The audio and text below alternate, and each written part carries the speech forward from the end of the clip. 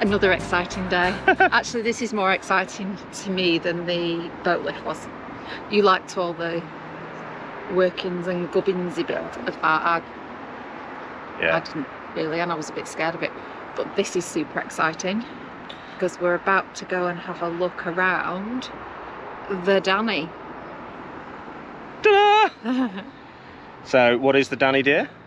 The Danny is a ship. Ship.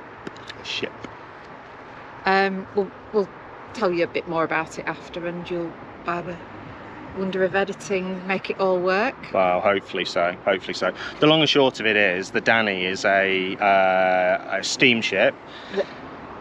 Well, it was till it was converted to diesel, wasn't it? No, I think it's still steam. Oh. All right. First little fact to check.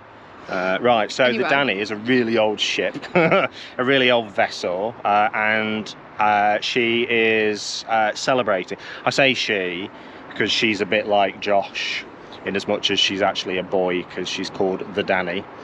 And so she's 120 years old and celebrating her birthday. So this is her birthday weekend, and the lovely people at the society that look after the Danny have invited us down, and so we said, well, yeah, let's get some footage. Let's have a wander around the ship itself and see what's what. And it's quite cool, actually, because today you'll see other people milling around and just sort of celebrating the fact that this fabulous vessel still exists and can be sailed upon. And then we'll let you know how you can get involved and support the Danny, the good cause that is the Danny.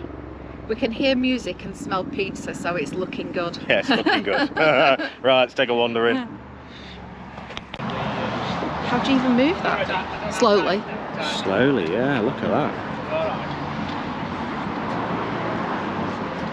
It's nicely polished up. Well, it's stunning, doesn't it? Wow. No electrics here.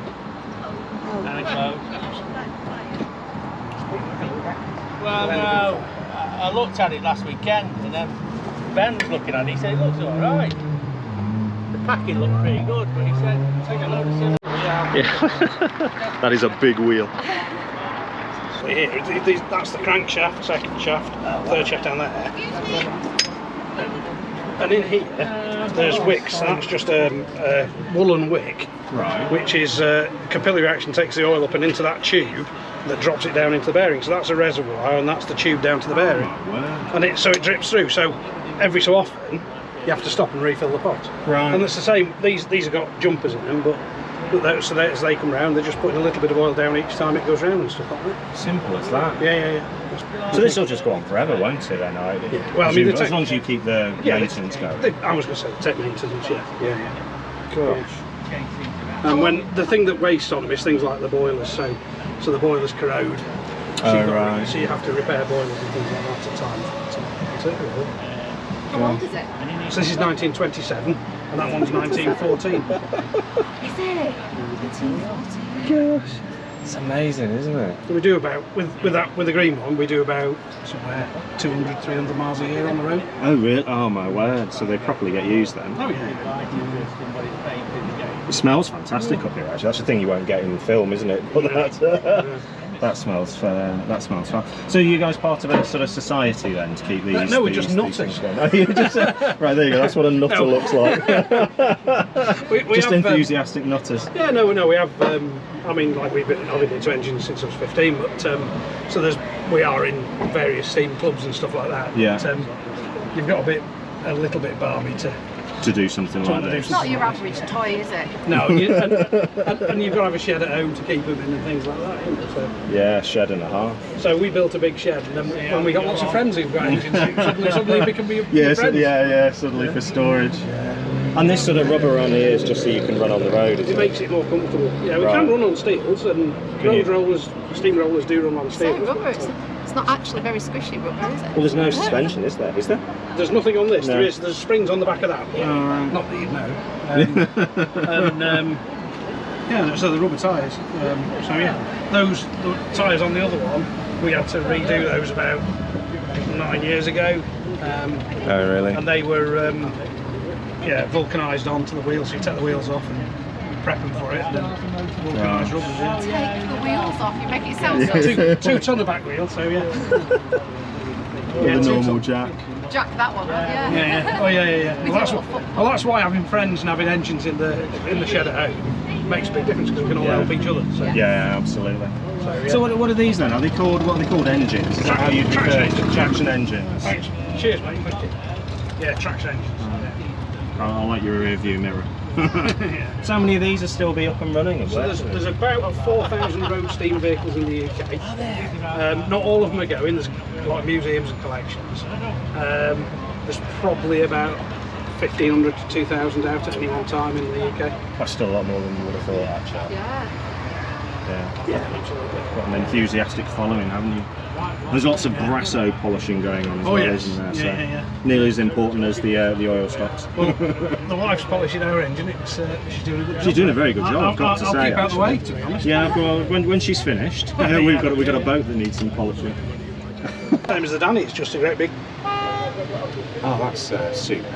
Yeah, so that's it. Pretty straightforward. Keeps your feet warm in winter. Yeah. Not so nice on the feet. But it's just. Not today when it's 26, 27.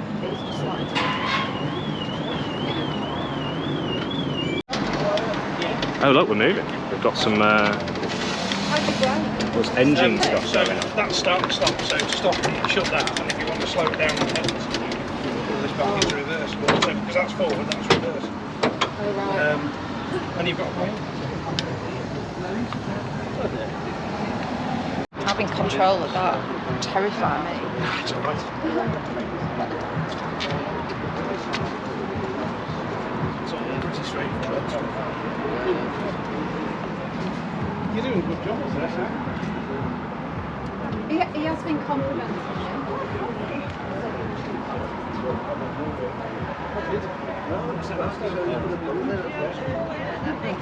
No, I think he said he was coming to take over. Don't tell her that, That's what I heard.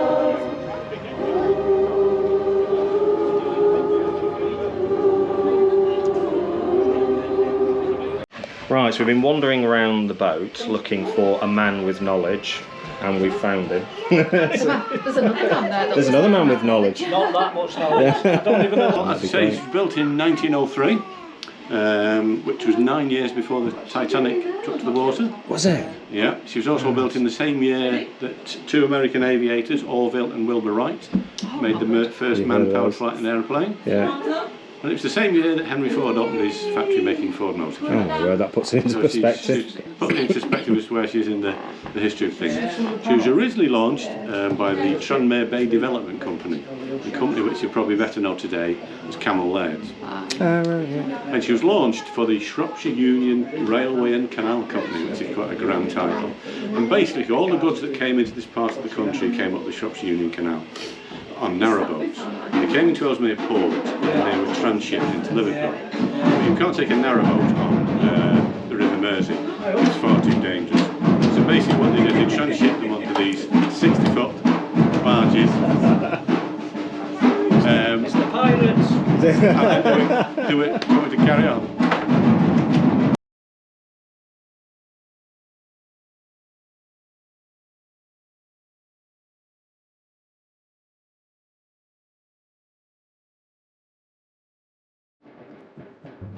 Wow.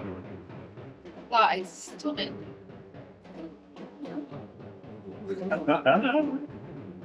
That's amazing. Yeah, coming in Yeah. We double glazed, aren't we? Yeah. So this is actually the original wheel. Really? Fortunately, when she went into storage at Ellesmere Port, somebody had the foresight to remove the wheel and put it into storage. So this is the original wheel that was fitted to the vessel. Imagine the hands that have touched this. Yeah. The other original feature, if you look at all the cars going past here today, most of them will have power steering, Yeah. and everybody thinks that's a modern invention. Well, this is power steering, 1903 style. Is it? This is a 2-cylinder steam engine, and basically when it's engaged and you turn the wheel, it fires the steam engine, and it rotates this mechanism here. You can see this chain mechanism. Oh yeah. It actually goes down the side of the wheelhouse, right away from the back of the vessel to the rudder, and helps to steer the vessel. Oh, It's virtually impossible to steer the vessel without this. Without that We do have an emergency system we can put in place, but this is the way it's done. Now, the other thing, you can chop them up here, that although at the highest point of the ship, you can't actually see the bow of the vessel. No, you can't. No. So if you look at the flag There's a system flag, on isn't there, there? Yeah. that's the front of the vessel. So we have to make sure that's down the centre of the river whilst we're sailing. You could easily lose. I mean, there's some canoeists, and Oh, yes. I mean, it's bad enough on a narrowboat, but you could. Now, obviously, Scale of this. from here we can steer the vessel, but we've no idea of how to make it go forward, backwards, slow, fast. There's three ways we can do that. The original way was via this, which is called a blow tube, and this tube goes right the way down into the engine room, and you take that, you blow like mad down there, and it'll blow the whistle in the engine room, and you will then shout your order down there, No way. hard ahead.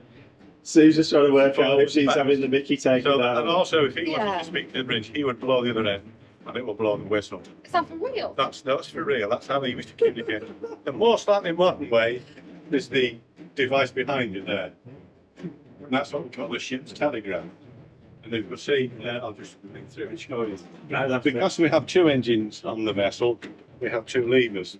And basically, what you do, you would wind the lever back in two, forward, slow, half, full, or reverse. And as I say, because we have two engines, we would use. And that in the engine room, there are two identical clocks that will match what's written on here. Now, fortunately, there should be two of these. There should be one here on the starboard side. There should be one on the port side. But sadly, when it's going into storage, it was all stolen. Whoever stole them, they got them again because they were very, very systematic, dismantled. So I said, this is out of a tug of a similar age. So that's the second way. Failing that, we do have a radio intercom under that panel. So we've got some modern acoustic that we can make. But because we have to comply with the MCA, the Maritime and Coast Guard Agency, we have to have all this modern equipment. So we have a mapping system on there. We have radar, depth sounders under there. As I say, all the fire detection system and so forth. We have that. And basically to comply. So if we don't comply with the MCA regulations, then we don't say that. Just Go anywhere. I was looking at the revs here. Look how slow. Yes, we do about 50 revs sometimes. That's just unthinkable, isn't it? What size is the vessel?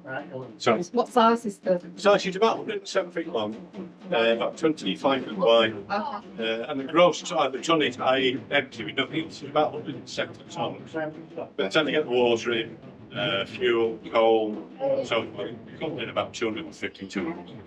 Well, It's probably one of the biggest vessels you'll see on the Weaver these days. Yeah. As I say, to get narrowboat, somebody in a canoe to in the way.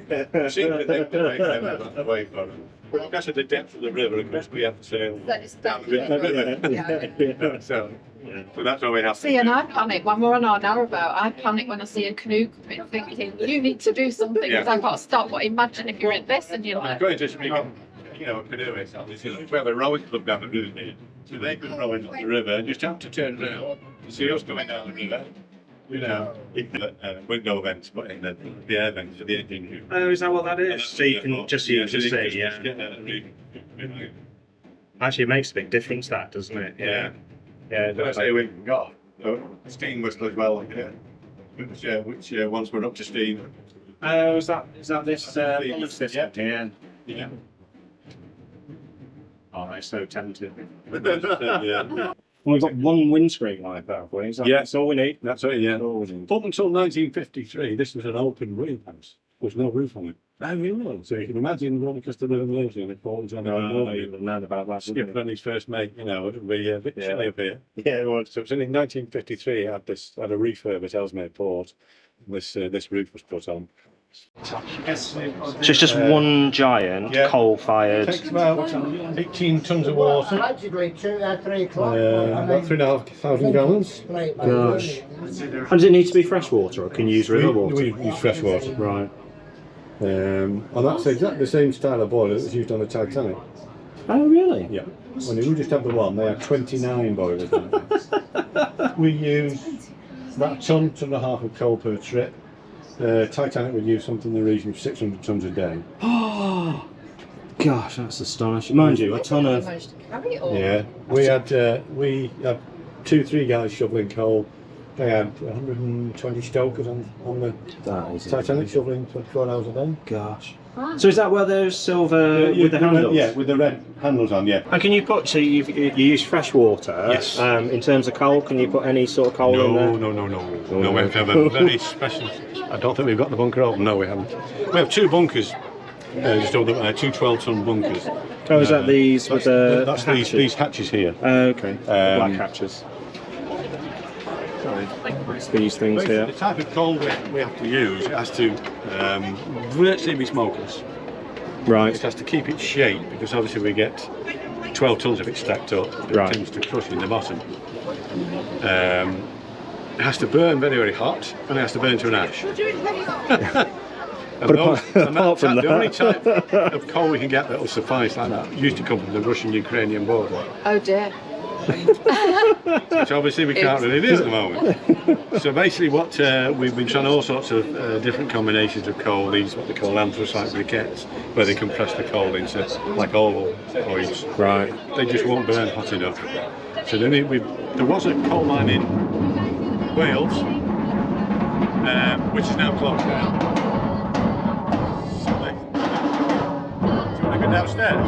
Let's go downstairs. Oh, there's The bubbles.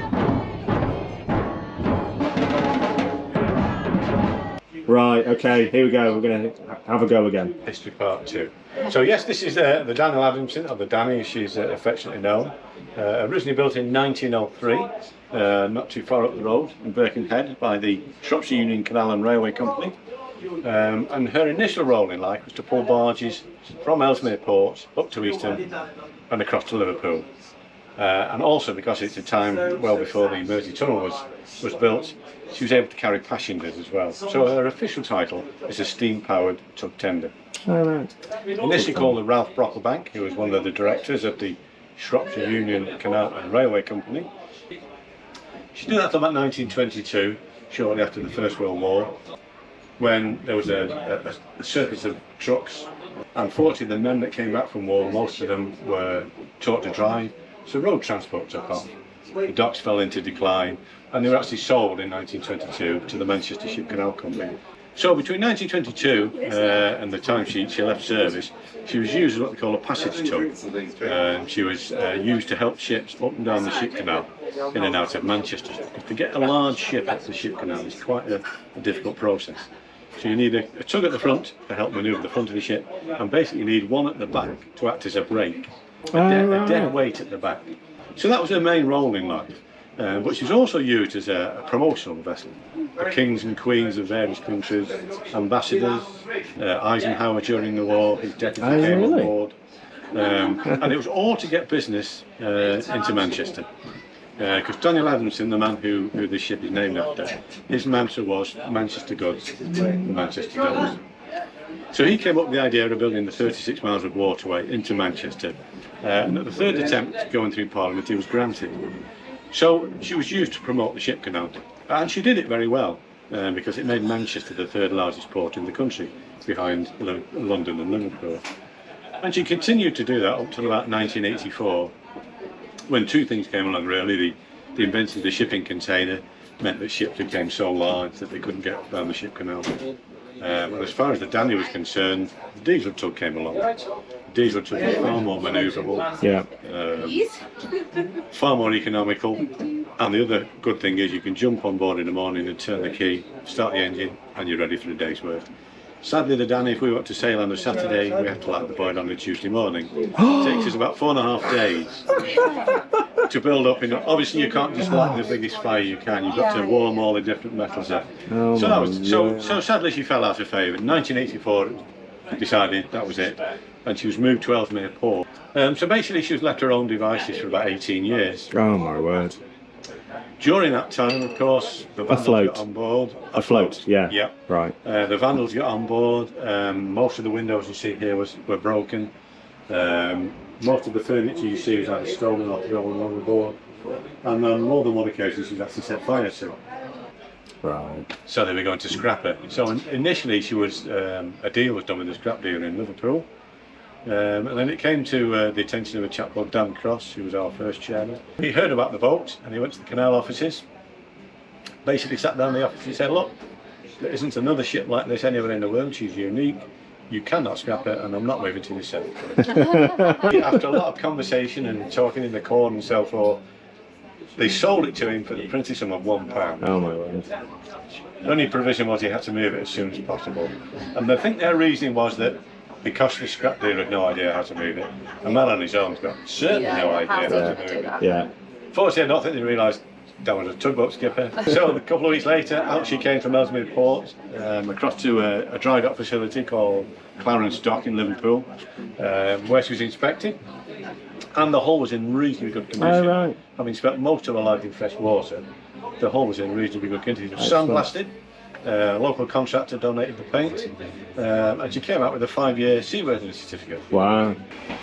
2014, we got to a point where we had a watertight vessel. All the engines worked, but cosmetically she was still quite a mess. Right. So we then applied to the Heritage Lottery funding, and we're very fortunate they gave us £3.8 million to help restore and run the vessel for a 5-year period. So 2016 she made her first trip up this river with a party of school children from Runcorn, and we've been based more or less continually on here ever since, sailing between here, Sutton Weaver, Acton Bridge, then on up to Anderton. Occasionally we go down to the river onto the Ship Canal, up to Ellesmere Port, across the river into Royal Albert Dock, and we've had a couple of trips down into Manchester. Oh, lovely. So that's a brief potted history of where we are so far. Fabulous. So in terms of keeping the Danny going, go on, so throw a number. What's it cost to keep her in? Average cost at the last estimate, which is probably out of date, it cost us in the region of about £300,000 a year. Right. To keep her maintained. That's insurance, berthing fees, inspection fees for the boiler and so forth. All of which is generated from. We have a couple of donors, but most of the money comes from the money we get from cruises, donations through the donation box we have. We have a membership society, Daniel Adamson Preservation Society, so you can pay towards that. So it all goes towards funding the upkeep of the vessel. We have lots of memorabilia that we sell on occasions that we've had donated by a member, and we also have souvenirs that you can buy, postcards, placemats and so forth. Yeah, I heard there was something called the Danny beer as well. We do have Danny beer, yes. Brewed by a company called the Titanic Brewery. Oh, is it ironically enough? So that's, so as I say, that's one of our features. But yes, we do. And as I say, it's all purely to keep the vessel going. To keep going. It's the last in the top 20 of the historic ships register, of which we are in, along with the Cutty Sark, the SS Great Britain. Really? And so, the HMS Belfast on the Thames. We are in the top 20. We are ship number 15, which is signified by the ensign we fly at the back of the vessel. Of those 20 ships, there's only one that's actually fully operational, and that's the vessel you're still. And here we go. And how cool is that? I mean, you can go onto the SS Great Britain, can't you? Effectively a static display, or come and spend a few quid on the Danny and go for a cruise for the day. It was one of the very first rules that we had amongst ourselves, that we weren't going to restore it as a museum piece, we were going to restore it as a fully working ship. And as I say, this is how you'd have seen it in 1936. Oh, fabulous. So hopefully another 120 years, maybe somebody else will be standing here with this talk. Certainly not me, I don't think. And we won't be filming it. We will be filming Well, no, there'll be some fantastic medium to record that. Now we need to go out with a ding of the bell. There we go.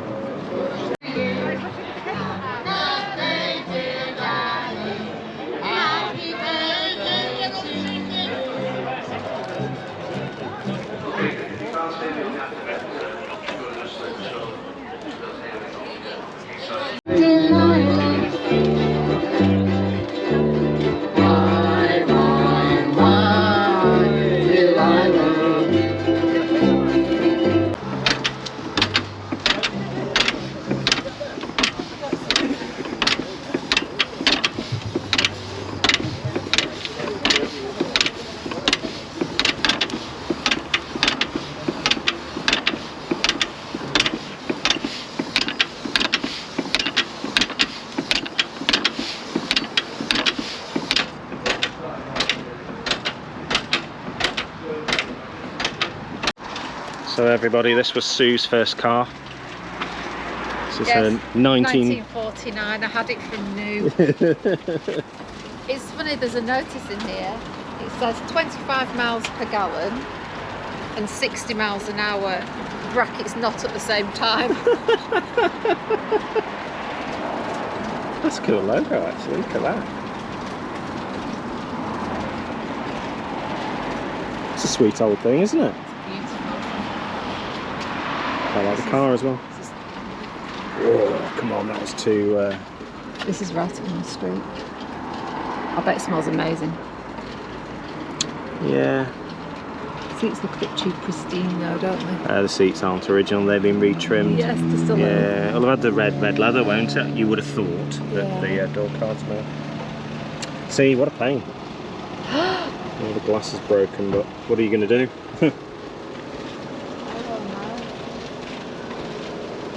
Sweet, it's a sweet thing, that.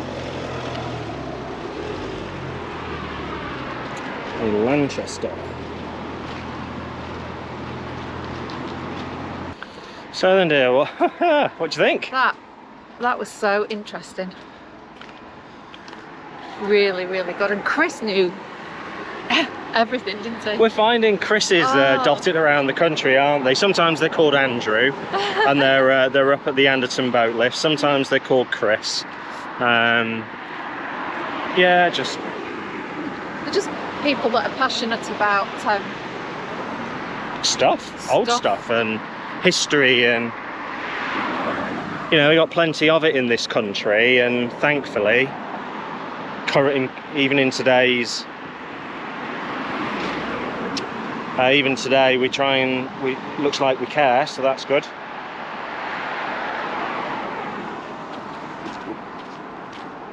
Oh, this is Sutton, is it Sutton Weaver Swing Bridge? That's what that is. It's a cool thing in its own right, actually. Let's right, we're going on the towpath. Too many cars. Yeah, so that's worked out well. It was great to get in and have a look, and even better actually that the birthday event was on. Didn't know how that was going to work. Some of the footage had drums banging. Well, don't know how we're going to sort all that out in the edit, if we even can, but there you go. And then in the meantime, while we've been away, it's rained, which is a bit of a pain because we left the cratch. It is going to look like we filmed on 2 separate days because we went out and it was really hot and sunny, and now, well, it's brightened up a bit now, but it has absolutely tipped it down. So we left the cratch and the hatch open. So don't know how much water ingress, and we've also gained 2 neighbours. They've done well to squeeze in there. They have indeed, yeah. I didn't see 2 boats go past, so anyway. Yeah. Oh well, maybe they haven't. Maybe they came up and turned. Yeah, that's possible. Right. Winded even. Winded even, that's what we call it, isn't it? I remember.